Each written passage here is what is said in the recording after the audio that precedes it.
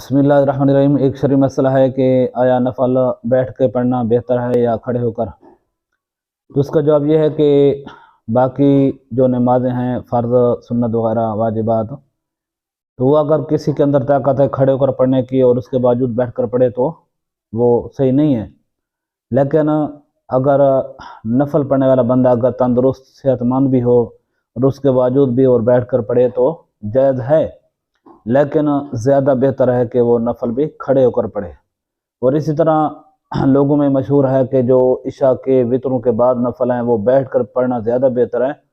یہ بھی ایسے ہی اپنی طرف سے لوگوں نے گھاڑ لیا ہے، ورنہ حقیقت میں یہی ہے کہ خواہ وہ وطروں کے بعد والے نفل ہوں یا پہلے ہوں یا کوئی بھی نفل ہو، تو ایک آدمی اگر کھڑے ہو کر پڑھ رہا ہے، دوسرا بیٹھ کے پڑھ رہا ہے، تو کھڑے والے کو جتنا ثواب ملے گا بیٹھے والے کو اس کا نصف یعنی آدھا ثواب ملے گا۔